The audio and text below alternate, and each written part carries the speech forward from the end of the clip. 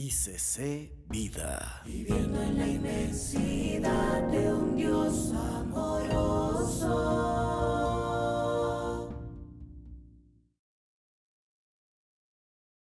Familias de la tierra. ¿Serán benditas en ti cuántas familias? Todas. Todas aquellas que lleguen a creer, que lleguen a juntarse, que lleguen a realmente a escuchar el llamado que el Señor hace. Es el mismo llamado que se le hizo a Abraham.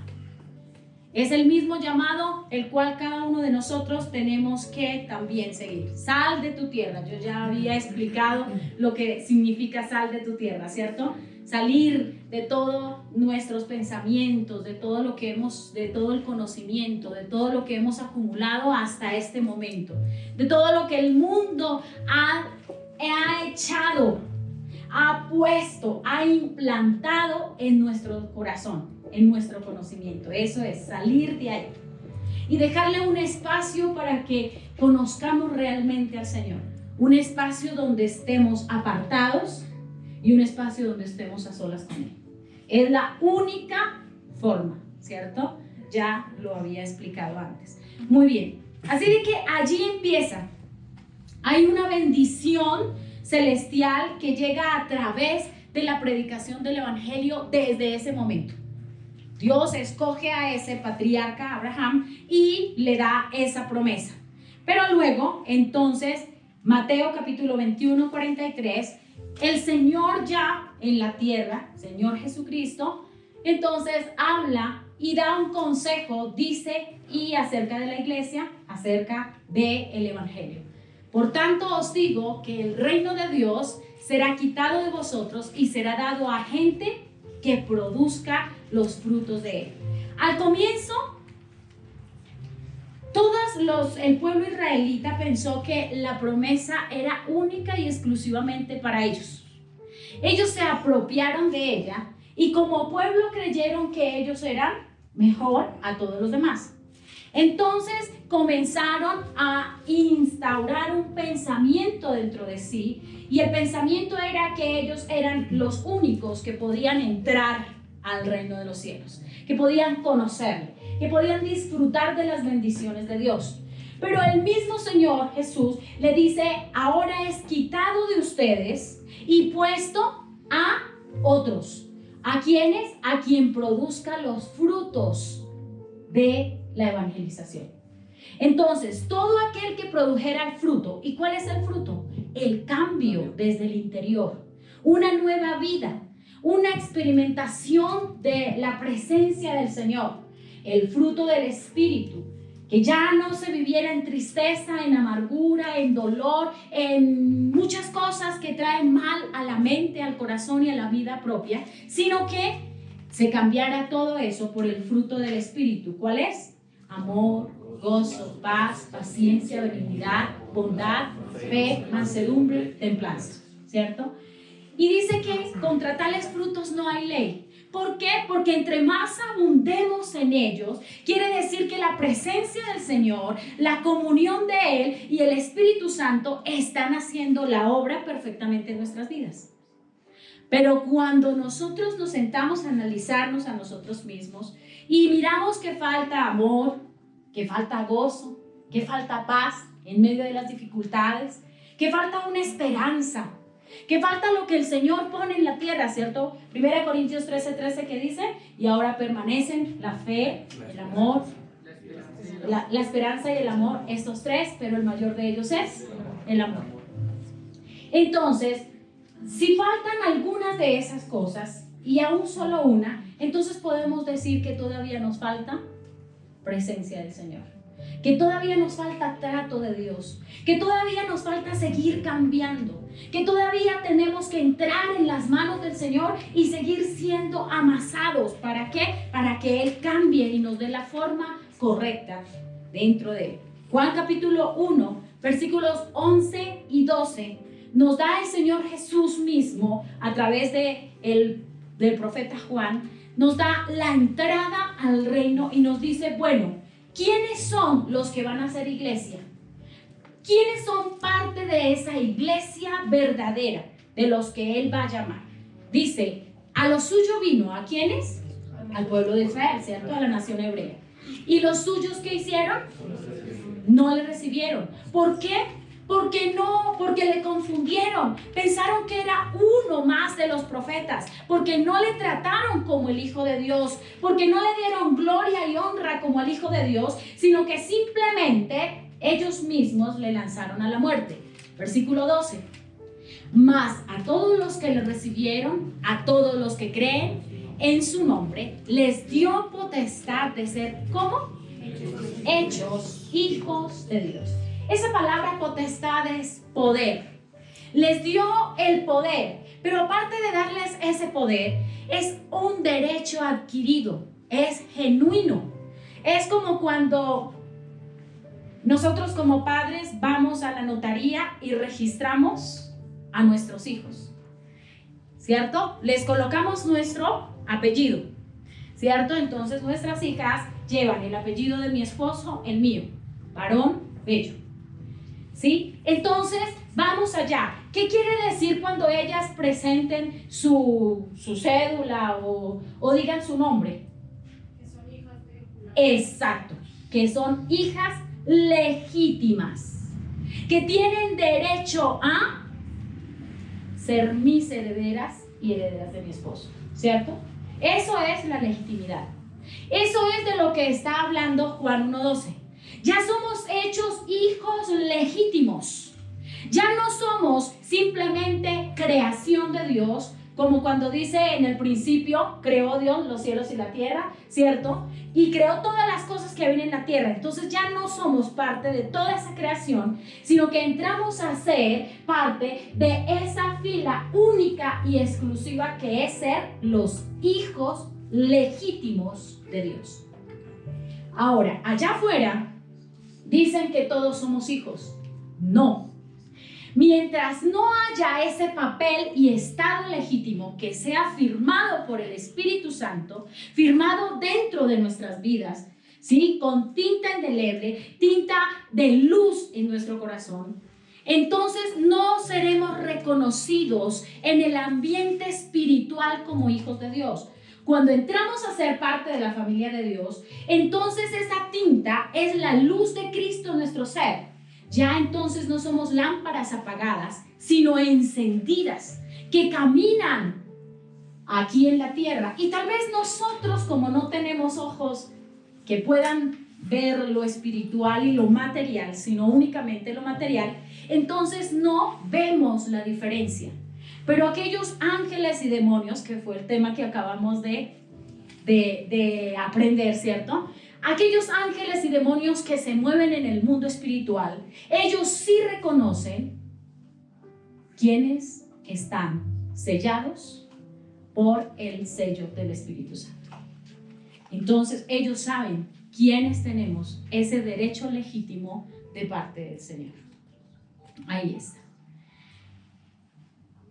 Luego, entonces Dios también promete un remanente fiel de su pueblo. Isaías capítulo 45, 20 al 25. Allí en ese remanente, a pesar de que el pueblo de Israel cayó en degradación, en pecado, en costumbres paganas, en idolatría, en desobediencia y en muchas cosas frente al Señor, y fueron llevados cautivos por varios pueblos y fueron apartados aún de la presencia del Señor. Mire lo que dice el Señor en Isaías 45:20. Reuníos y venid, juntaos todos los sobrevivientes de entre las naciones. No tienen conocimiento aquellos que erigen el madero de su ídolo y los que ruegan a un Dios que no salva. ¿Sí ven lo que está diciendo? No tienen conocimiento los que erigen, o sea, los que levantan un madero, ¿cierto? Muy bien. Y los que ruegan a un Dios que nos salva. Ellos son sin conocimiento. Luego dice, proclamar y hacerlos acercarse, que se acerquen, o sea, todos. Y entren todos en consulta. ¿Quién hizo oír esto desde el principio y lo tiene dicho desde entonces, sino Jehová? Y no hay más Dios que yo, Dios justo y salvador.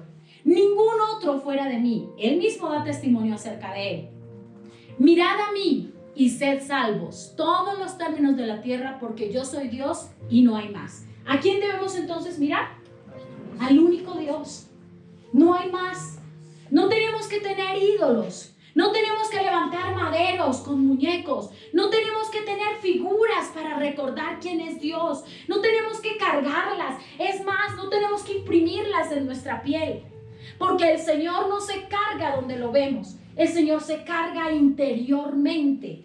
Él se carga a modo en que nosotros vayamos cambiando. Entre más haya comunión con Él, nuestro cambio se verá reflejado en nuestras palabras, en nuestros pensamientos, en la forma de ser, en todo lo que nosotros hacemos, en todo lo que somos. Pero mientras Él no esté con nosotros, vamos a seguir en la misma circunstancia. Todos los días, dice la palabra, hay una lucha entre la carne y el espíritu. Y la carne, dice, tira para abajo, para las cosas que son de la carne, para lo que nos gusta, para lo que creemos que, en lo que creemos que sentimos placer, en lo que creemos que sentimos, unos deseos desordenados. Eso es lo que hace la carne. Pero dice la palabra que su fin es muerte. Y luego está la lucha del espíritu, el espíritu interior. Ese espíritu que nos fue dado como el soplo o el aliento de vida, ¿cierto? ¿Recuerdan? Cuando el Señor hace al hombre, ¿lo hace de qué? Del polvo de la tierra, ¿cierto? Por eso se llama Adán, porque Adamá significa tierra. Y la tierra al principio era roja. Por eso tenemos sangre roja y carne roja. Entonces, se llamó Adán. ¿Y qué hizo cuando hizo el muñequito? Sopló. Fue sobre el único ser viviente que sopló. ¿Sopló sobre las bestias del campo? ¿Sopló sobre las aves de los cielos? ¿Sopló sobre todos los seres vivos de la tierra? No. Sobre la única creación, parte de su creación, que Él mismo sopló de Él, el ruaj del Espíritu, si la presencia, Él mismo imprimió, ahí nos hizo a imagen y semejanza de Él. Entonces nos dio de sí mismo y comenzó la vida. Cuando comienza la vida, entonces Él estaba ya impreso en nosotros. ¿Somos iguales a toda la creación? No. No somos ni podemos decir aún que seamos la parte cúspide de la creación. La parte cúspide de la creación fue todos los seres vivos. Nosotros somos distintos, porque la palabra en Génesis 1, 26 y 27 dice que somos hechos a imagen y semejanza de Dios. Es decir, nosotros no nos contamos dentro de los seres vivos. Nosotros nos contamos dentro de aquellos seres que fueron hechos, recuerdan, Salmos 8, un poco menor que los ángeles, pero que fueron destinados para hacer aún trabajos muy superiores a los de ellos. ¿Cuáles? Evangelizar. Hablar acerca del reino de Dios. Llevar la presencia del Señor dentro de sí. Los ángeles, como ya lo vimos, son seres creados por Dios, seres de luz, ¿cierto? Seres de fuego, creados por Él. Pero ellos no son hechos a imagen y semejanza de Él. Ellos fueron creados muy diferente a lo que somos creados nosotros. Dios simplemente los hizo y ya estaban. Pero cuando habla acerca de la creación de nosotros, dice el Señor acerca de los ángeles y llama a las flamas de fuego, sus ministros, listo, simplemente dijo que fueran y fueron hechos. Pero cuando nos hizo a nosotros, se tomó el tiempo de formarnos, de pensarnos, de imprimir su presencia en nosotros, de hacernos a su imagen, de que nosotros pudiéramos tener cosas semejantes a las virtudes de Él. ¿Cuáles virtudes? El amor, la paz, la paciencia. Todas esas son virtudes que vienen única y exclusivamente de Él. En el mundo jamás se van a encontrar esas virtudes, porque esas virtudes son dadas por Dios. Nada más. Bueno, Dios promete entonces un remanente. ¿Quedamos en el 23?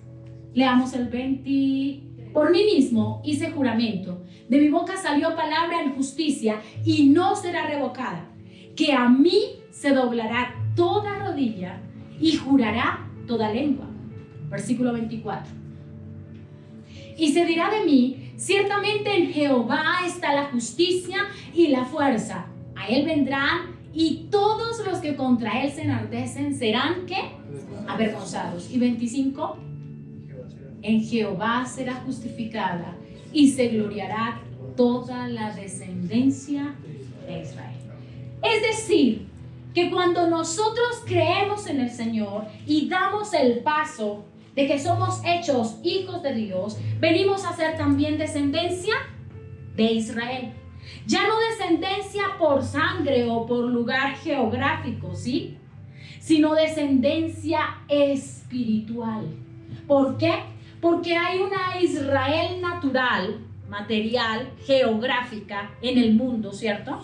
Que es la que hoy conocemos como el Estado de Israel. Pero hay una Israel celestial que no tiene parte de la geográfica. Es una Israel que escucha el llamado de Dios.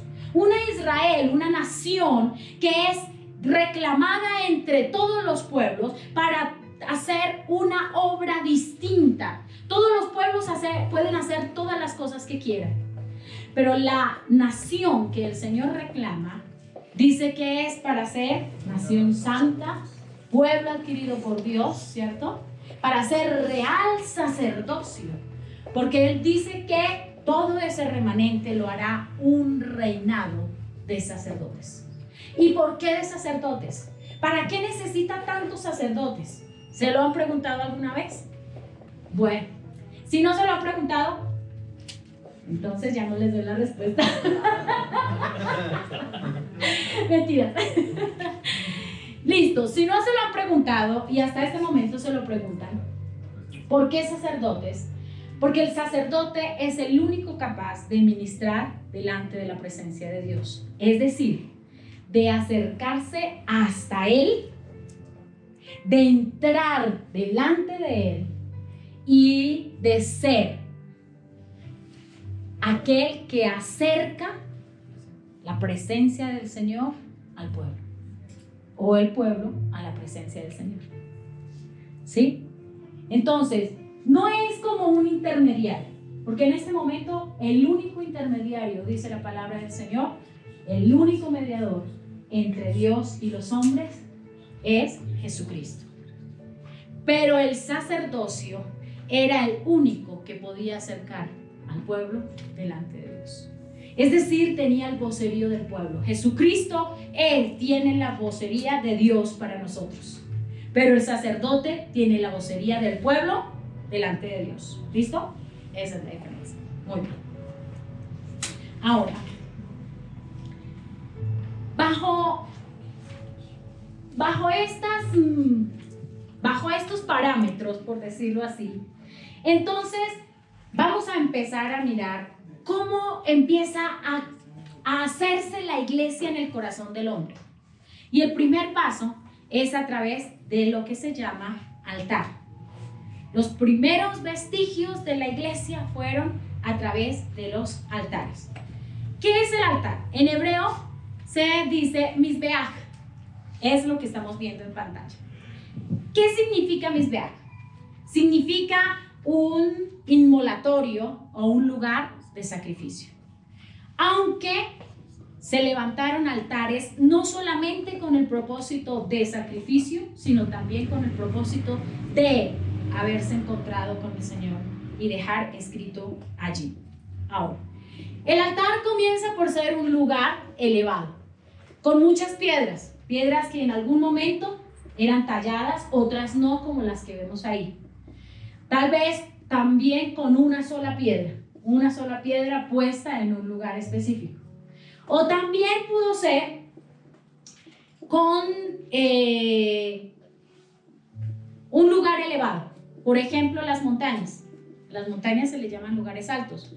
Y allí también se escogían los lugares, por ejemplo, como Bogotá tiene varios lugares altos. ¿Cuáles son? Monserrate, Guadalupe. Exacto, Monserrate y Guadalupe.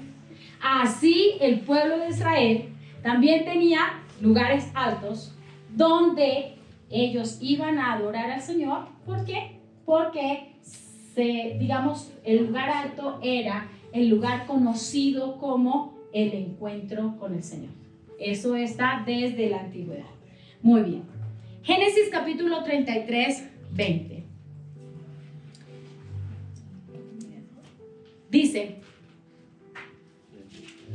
sí, es un acto de fe que Jacob hace. Dice, y erigió allí un altar y lo llamó el Elohé Israel. ¿Qué significa el Elohé Israel? Significa esto es Dios, el Dios de Israel. ¿Por qué? Porque el Señor les había dado, versículo 19, por favor. Génesis 33, 19. Y compró una parte del campo donde plantó su tienda de mano de los hijos de Amor, padre de Siquem, por 100 monedas. Bueno, es un lugar donde el Señor, Jacob, recuerdan que antes de eso vio un lugar que llamó Betel, que fue donde se le apareció una escalera. Listo. Entonces, el lugar donde se llamó Betel fue el lugar donde se impresionó por la escalera que había aparecido allí. Y llama Betel casa de Dios. Eso está en Génesis 35, versículos 6 y 7. Pero cuando llama el Betel, digamos que cuando ustedes ven en la Biblia todas las palabras que comienzan con él, por ejemplo, los nombres de Dios, Elohim, El Shaddai, el Elión, ¿sí? Todas esas palabras que comienzan por él son designadas a Dios. ¿Listo? Él es su nombre. Muy bien. Entonces, en Betel, Génesis 35, 6, 7, ¿lo tenemos? Ahí coloca Betel y el Betel. Y llegó Jacob a Luz, era una ciudad, ¿cierto? Que está en tierra de Canaán. Esta es Betel, y a todo el pueblo que con él estaba. Él le colocó Betel, casa de Dios, y edificó allí un altar y llamó el lugar el Betel, es decir, Dios, el Dios de la casa de Dios. ¿Listo? Porque allí le había aparecido ¿quién? Dios cuando huía de su hermano. ¿Sí ve? Entonces, hay altares que se levantaron con el propósito de dejar como una señal de que allí hubo un encuentro con Dios. Como hay altares que se levantaron también como señal de sacrificio. ¿Recuerdan cuando Abraham fue a sacrificar a Isaac? Entonces, el Señor pidió el sacrificio a su hijo y de hecho, pues no fue sacrificado Isaac, pero sí fue sacrificado un carnero que estaba ya enredado. Muy bien. El altar entonces es el comienzo natural del santuario. El santuario se le llama no solamente al tabernáculo, sino que también el santuario se le dio el nombre a un lugar o a una cosa. ¿Sí? Ahora, santuario significa mikdash, que significa lugar santo o cosa santa. En donde tenemos ejemplos, Deuteronomio capítulo 12, versículo 11. Ahí tenemos el santuario y también el tabernáculo, que también es santuario, pero hay también partes donde no estaba todavía el tabernáculo, pero se llama un santuario. ¿Listo? Deuteronomio 12, 11. Dice: y al lugar que Jehová vuestro Dios escogiere para poner en él su nombre, allí llevaréis todas las cosas que yo os mando, vuestros holocaustos, vuestros sacrificios, vuestros diezmos, las ofrendas elevadas de vuestras manos y todo lo escogido de votos que hubieres prometido a Jehová. ¿Sí ven? También es un lugar. O sea, el santuario no era única y exclusivamente también el tabernáculo, sino un lugar escogido o una cosa. ¿Listo? Éxodo 33, 11. Por favor. Y luego Primera de Reyes 3:2. Y hablaba Jehová a Moisés cara a cara, como habla cualquiera a su compañero. Y él volvía al campamento, pero el joven Josué, hijo de Nun, su servidor, nunca se apartaba de en medio del tabernáculo o del santuario. ¿Listo? Entonces, allí también tabernáculo o santuario. Y Primera de Reyes, capítulo 3, versículo 2. He aquí, lo he hecho conforme a tus palabras, he aquí que te he dado corazón sabio y entendido, tanto que no ha habido antes de ti otro como tú, no, ni después de ti se levantará. 3:2. Ese no es. Hasta entonces el pueblo sacrificaba en los lugares, porque no había casa edificada al nombre de Jehová hasta en aquellos tiempos. ¿Sí ven? Entonces, ahí habían santuarios que se designaban para llevarle ofrenda al Señor, para adorarle, para ir a orar, pues así. ¿Listo? Pero no era una casa todavía edificada al Señor. Luego, después del santuario, viene el tabernáculo. Y el tabernáculo ya es la casa que el Señor le da, digamos, la orden a Moisés. ¿Para qué? Para que la levante, ¿cierto? El tabernáculo entonces significaba o simbolizaba la presencia de Dios en medio del pueblo de Israel. ¿Para qué estaba el tabernáculo en medio del pueblo de Israel? Porque el Señor quería que ellos tuvieran en su corazón que la presencia de Dios estaba con ellos, pero que esa presencia también les iba a guardar, que iban a ser guardados, que cuando fuera la presencia de Dios con ellos, entonces ellos iban a ser protegidos de todas las cosas que se encontraran. Pudieran ser otros pueblos que los atacaran, pudieran ser las serpientes en el desierto, los animales, pudieran ser muchísimas cosas. Pero, ¿qué quería el Señor con el tabernáculo?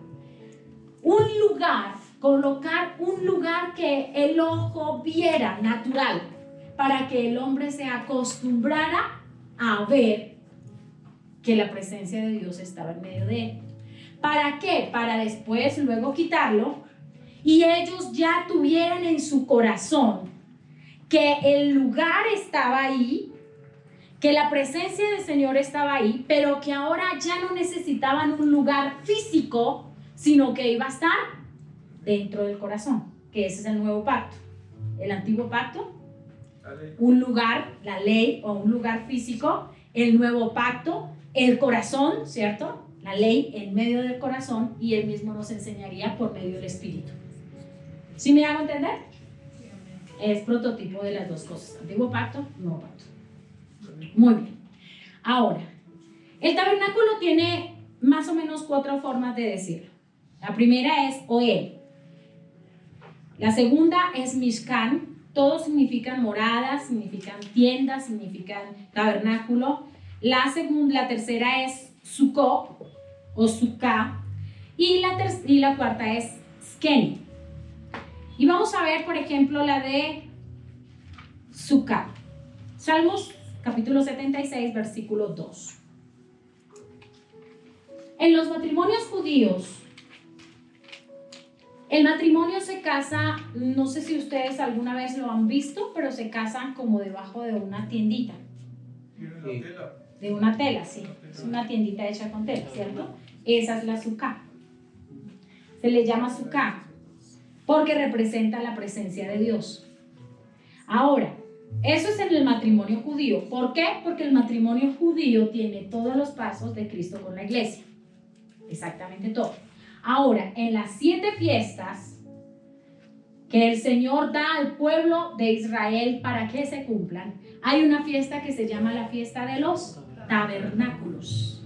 En esa fiesta también la gente debe salir de su casa natural y en el jardín o hasta en la cuadra hacen una tienda con tela y ellos viven esos días dentro de la tienda. ¿Por qué? Porque significa la presencia de Dios con ellos. O sea, es para recordar. Así como las 7 fiestas, cada una recuerda físicamente lo que el Señor Jesucristo hace y cómo Él está entre nosotros. Asimismo es el matrimonio judío y asimismo es la relación iglesia-Señor o Señor-iglesia. Es exactamente todo lo mismo. Digamos que todas las cosas son paralelas, todas muestran el mismo sentido de la palabra. Muy bien. Ahora, el tabernáculo indicaba el lugar de encuentro con Dios. Eso ya lo sabemos todos. Pero también tenía un segundo significado y era el testimonio. El tabernáculo sería entonces un testimonio físico, ya no únicamente para el pueblo de Israel, sino para todos los pueblos que estaban alrededor de Israel, de que iba la presencia del Dios de Israel con ellos. Ahora, ¿recuerdan cómo se le llama el arca? El arca del testimonio, ¿cierto? Exactamente lo mismo, porque recuerdan que a veces los judíos iban a sus guerras, ¿cierto? ¿Y cómo se formaban para ir a la guerra? Primero iban los sacerdotes con el arca encima de sus hombros. ¿Qué significaba el arca? La presencia de Dios entre ellos. Iban encima de sus hombros y se dirigían hacia el lugar donde iban a tener la batalla. ¿Recuerdan, por ejemplo, los muros de Jericó? Entonces, iban los sacerdotes, el arca y luego todo el pueblo detrás, ¿cierto?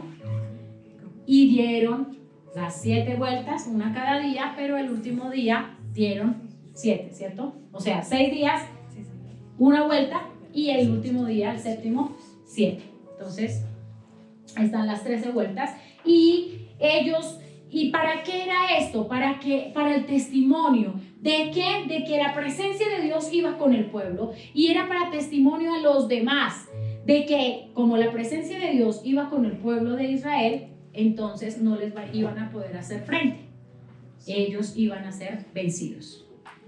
O sea, el otro pueblo, no el pueblo de Israel, ¿sí? Y el pueblo de Israel vencedores. Ahora, tanto era así que algunas personas trataron de robarla, ¿recuerdan? Cuando la sacaron y se la llevaron a tierra de los filisteos. Entonces se la llevaron allí. ¿Y qué hizo la presencia de Dios allí? Sí, producir enfermedades en los cuerpos de los hombres, enfermedades, tumores, ¿cierto? Y ratones, por eso hicieron unas ofrendas de tumores y ratones de oro para mandarlas dentro del arca y llevársela otra vez de vuelta al pueblo de Israel. ¿Por qué? Porque era el Dios. Eso representaba la presencia del Dios único y exclusivo del pueblo de Israel, no de todos los pueblos. Es única y exclusivamente del pueblo de Israel. Muy bien. Luego, el tabernáculo fue erigido o levantado con un propósito. Y el propósito era de que acompañara al pueblo siempre. ¿Recuerdan que Israel era nómada? Entonces estaba moviéndose de lugar a lugar. Entonces el tabernáculo podía levantarse, digamos que amarrarlo, guardar todas las cosas y volverlo a colocar otra vez. Luego otra vez levantarse y llevarlo hacia donde el Señor decía. Pero cuando ya el pueblo de Israel se estableció en la tierra de Canaán, que le fue dada al pueblo de Israel como tierra de bendición para ellos, entonces ya se acaba el tabernáculo. Luego de ello entonces sigue el templo de Dios, ¿sí? Pasaron años entre el tabernáculo y el templo, pero ahí estaba. ¿Qué designaba la ley dentro del tabernáculo siempre? Y dentro de todo lo que tenía que ver con Dios, siempre era la ley que el Señor le había dado al pueblo, ¿sí? Con Moisés está escrita en Levítico y en Deuteronomio, pero desde antes, desde Adán, la ley fue dada al hombre, fue enseñada al hombre, y ellos la enseñaban a través de su boca. Ellos la conocían y la enseñaban a sus hijos. la conocían y la enseñaban a sus hijos. Pero ya allí en Sinaí, como ya habían muchos pueblos, ya no conocían a Dios, entonces el Señor da las 2 tablas, 10 mandamientos escritos, ¿cierto? Para cumplirlo. 4 en relación única y exclusiva con Dios, 1 en relación de mí o de mi familia, y los otros 5 en relación de mí con todos los demás. ¿Sí? ¿Me hago entender? Con, ¿cómo se llama? El prójimo, gracias. Con el prójimo. Entonces, 4 con relación Dios y yo. 1 relación mi familia, o yo y mi familia. ¿Por qué yo? Porque es que yo soy la que doy. ¿Sí me hago entender? No quiero ser grosera y yo estar primero, no. Primero es mi familia, pero el mandamiento es en relación yo y mi fruto hacia mi familia. Y los otros 5 son la relación yo y mi fruto hacia el prójimo. Eso es. Muy bien. Ahora, el templo. Templo puede llamarse Bet Elohim, porque Bet significa casa y Elohim, pues el Dios eterno, el Dios todopoderoso. El templo, el primer templo que vemos es el templo hecho por Salomón. Comenzó a ser edificado en el año 4 del reinado de Salomón y se acabó 7 años y medio después. Primera de Reyes, capítulo 6, versículo 1 y luego versículo 38. Primera de Reyes, capítulo 6, versículo 1 y luego versículo 38. Dice: en el año 480, después que los hijos de Israel salieron de Egipto, ahí podemos hacer algunos números, ¿cierto? Después de que salieron de Egipto, 480 años. ¿Y cuántos años estuvieron en Egipto? 430. O sea que ¿cuántos vamos? 910. 910. Vamos 910, ¿cierto? Entonces más o menos a Abraham, antes de Salomón, eran 920 años más, ¿cierto? Desde Abraham hasta el templo de Salomón, ¿sí?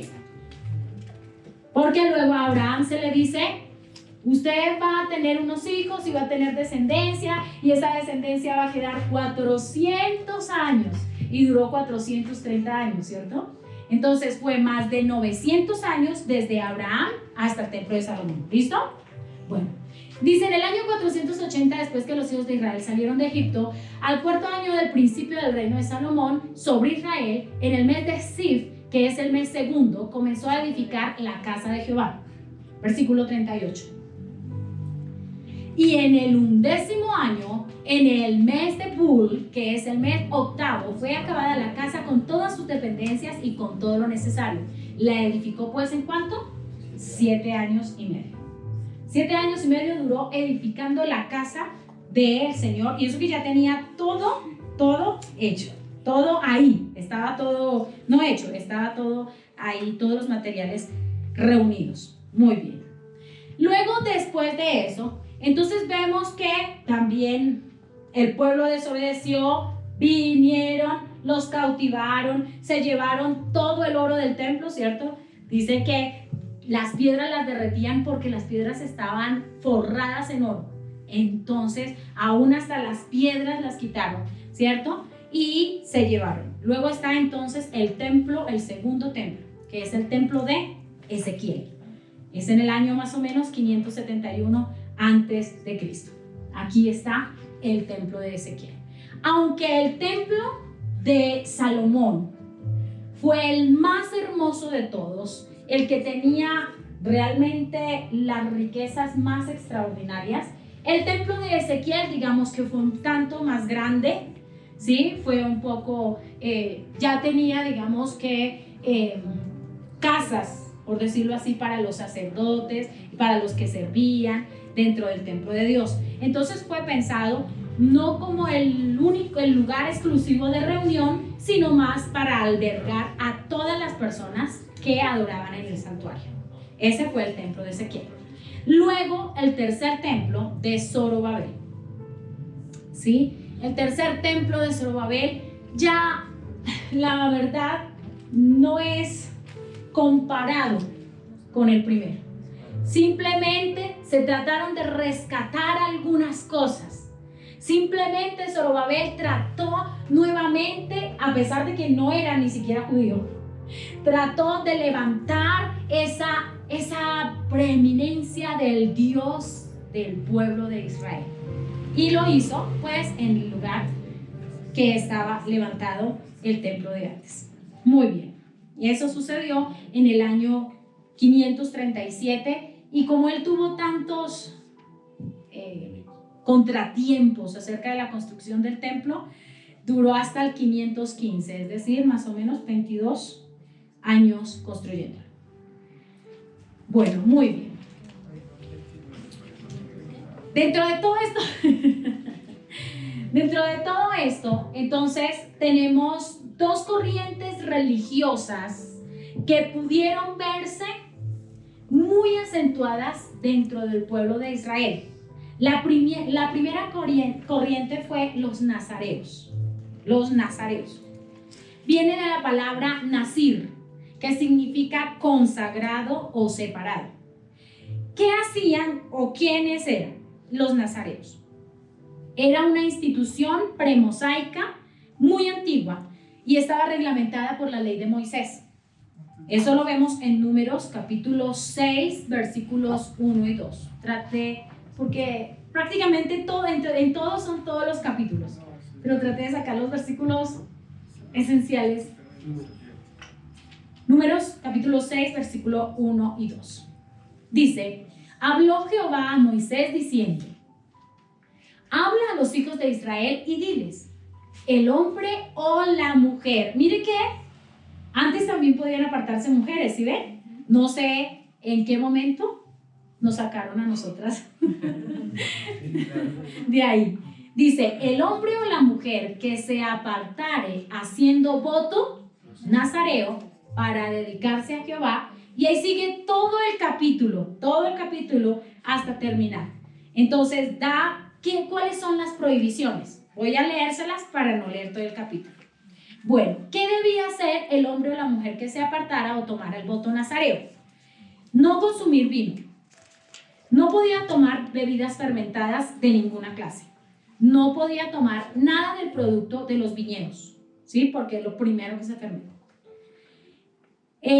No se podía cortar el pelo, ¿sí? ¿Por qué? Porque el pelo era el símbolo de poder y de abundante vitalidad. Lo vemos en 2 de Samuel 14, 25 y 26. ¿Recuerdan quién tenía voto de nazareo? Samuel. Muy bien, Sansón. Sí, creo. 2 de Samuel 14, 25 y 26.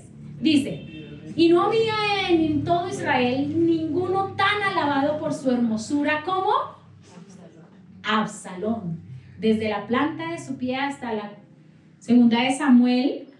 ¿Ese no es? 14, 25 y 26. Bueno, sigue el otro. Su coronilla, hasta su coronilla no había defecto. Cuando se cortaba el cabello, así. Lo cual hacía al fin de cada año, pues le causaba molestia y por eso se lo cortaba. Pesaba el cabello de su cabeza 200 ciclos de peso real. ¿Por qué se lo dejaba crecer? Porque para ellos significaba poder, ¿cierto? Imagínense si él fue el que se quedó agarrado del árbol, ¿cierto? Estaba huyendo de Joab. Sí, estaba huyendo del general Joab porque lo iba a matar, porque él iba a tomar el trono de su padre. Es que esas son historias largas, ¿cierto? Y entonces iba en un caballo corriendo y por lo que tenía el cabello largotote, entonces claro, el cabello, y entró había una rama muy fuerte y él quedó engarzado en la rama y ahí quedó, ¿cierto? Absalón. Muy bien, entonces para ellos significaba vitalidad. Y Jeremías capítulo 7 versículo 29, también Neser significa corona, una corona natural del hombre. Dice: corta tu cabello y arrójalo y levanta llanto sobre las alturas, porque Jehová ha aborrecido y dejado la generación objeto de su ira. Entonces, el cabello largo era para ellos la señal, ¿cierto?, de una buena relación, de poder, de que el Señor estaba con ellos. Ahora, la otra señal era que no podían tocar ningún cadáver. Eso está en Número 6, versículos 6 y 7. Todo el tiempo que se aparte para Jehová no se acercará a persona muerta. Es decir, que si en el momento se le morían los familiares, pudiera ser el papá, la mamá, los hermanos, los hijos o cualquier persona muy cercana a ellos, ni siquiera por la cercanía ellos podían acercarse a un cuerpo muerto. ¿Debido a qué? Debido a lo que representaban. Porque nosotros somos así. Esa es la representación de nosotros. Ya no tomamos un voto nazareo, pero sí somos apartados. El hecho de que seamos apartados y consagrados a Dios demuestra implícitamente que nosotros no podemos acercarnos al muerto. ¿Por qué? Porque en nosotros hay vida, producimos vida. El Señor Jesucristo, por medio de su sangre, produce vida en nosotros y nosotros no podemos juntarnos con la muerte. ¿Qué produce o quién produce la muerte? Satanás. Satanás es el amo de la muerte, ¿recuerdan? Y por eso no podemos mezclar las dos cosas. Cuando el voto se terminaba, cuando ya el voto de nazareo se terminaba, ¿qué hacían ellos? Entonces, si decían por lo menos, bueno, me voy a apartar durante 7 años, ¿qué hacían? Se cortaban el cabello y lo quemaban. Y luego se presentaban delante del sacerdote y el sacerdote ya los declaraba santos. Es decir, que ellos ya no podían volverse atrás de su voto. Ellos tomaban el voto para decir que se consagraban a Dios todo el tiempo. Es decir, que por ejemplo, si se consagraba al Señor, ya no podía 2 años después de consagrarse decir, no, es que eso fue una equivocación, yo mejor me voy a vivir una vida común y luego entonces tomo otra vez el voto nazareo. No, la persona que se consagraba al Señor era una sola vez y para siempre. Lo mismo es hoy. Aquel que llega a la presencia de Dios y que toma al Señor por Padre y toma ese derecho de ser hijo de Dios, debe ser una vez y para siempre.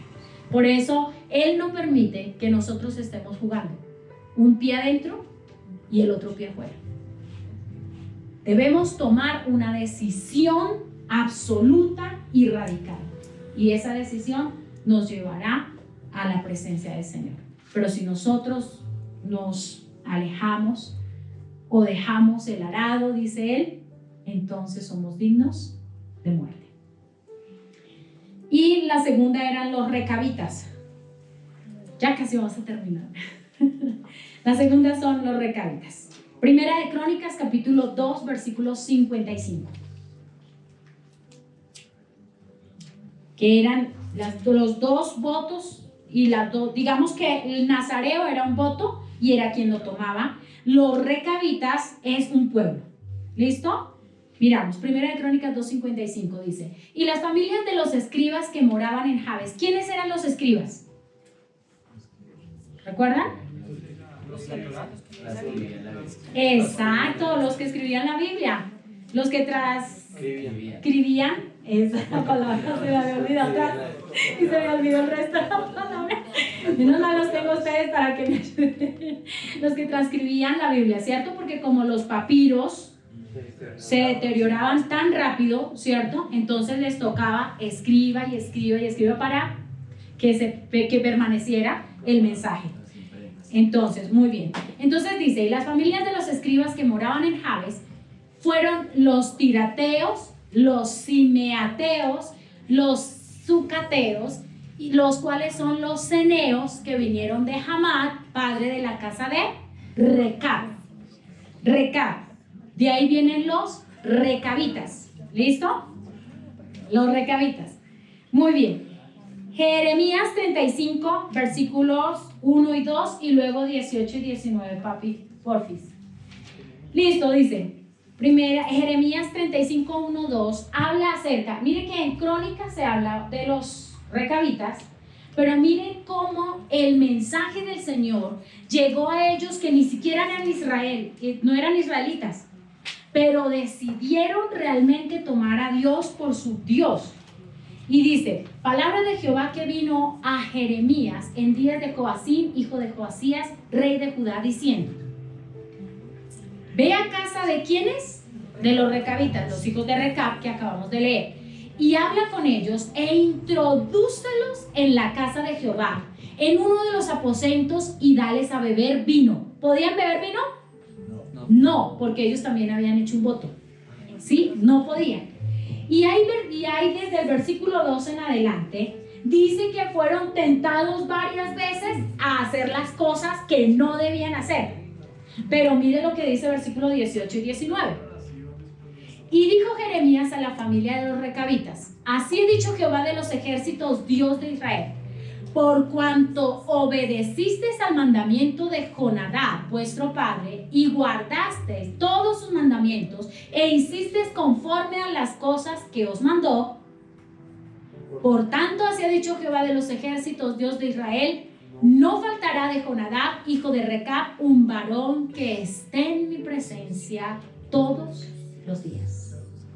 Y el testimonio de la palabra de Dios acerca de los recabitas fue que aún ellos fueron más fieles que los mismos sacerdotes. Y algunos de los levitas fueron más fieles que los mismos sacerdotes. Así de que esto no es de aquel que tenga corona, no es de aquel que venga aquí al altar, porque en el altar es donde uno se ve, ¿cierto? Entonces, digamos, todos los que pasamos aquí, seamos líderes, seamos grupo de alabanza, seamos cualquier cosa, no es simplemente de los que pasan aquí, es de todos, donde debe estar el deseo firme en el corazón de ser apartado, de realmente amar la presencia de Dios. No es simplemente de unos, no son unos única y exclusivamente los escogidos. A eso es lo que nos enseña todo lo que hemos visto hasta este momento. Es aquel que toma en serio la palabra de Dios, es aquel que realmente se aparta, aquel que realmente busca la presencia de Dios, pero busca también cada día estar viviendo delante de Él. Es a ese al que el Señor le da su premio. Es a ese al que el Señor recompensa. Es a ese al que el Señor levanta. Es a ese al que el Señor fortalece. Entonces no pensemos nosotros que porque hay pastores, que porque hay líderes y que tal vez nosotros hasta ahora llegamos o hasta ahora conocemos del Señor un mes, 2 meses, o simplemente somos personas que tal vez no tenemos estudio acerca de la palabra de Dios o no nos consideramos de alguna forma dignos. Sí, dignos de llevar la palabra del Señor. No es que eso nos descalifique a nosotros para no llevar la presencia de Dios dentro de nosotros. Todos, absolutamente todos, en el puesto en el que el Señor nos haya colocado, con cada uno de los dones que el Señor haya puesto en nosotros, con el llamamiento, porque el llamamiento es el mismo. Todos, absolutamente todos, somos exclusivos del Señor. Somos dignificados, somos preparados, somos llenados con el poder del Espíritu Santo. Todos. Por eso terminé esta enseñanza con los nazareos y con los recabitas, porque aún pueblos que no pertenecían al pueblo de Israel fueron llamados, aceptaron su llamamiento y fueron llenos del Espíritu de Dios y de su presencia. Hoy es necesario que todos nosotros, aunque no somos de generaciones judías, realmente pensemos en la grandeza de ese llamado, en lo que Dios puede hacer con nosotros, y si realmente queremos ser escogidos, separados y consagrados para el Señor. Amén. Es su decisión, única y exclusiva. Voy a pedirle por favor que se ponga en pie.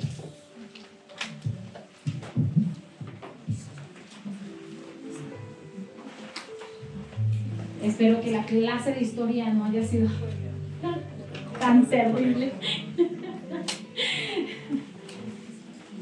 sino que hayamos realmente podido aprender un poco de lo que el Señor quiere. El propósito de Dios siempre es el mismo.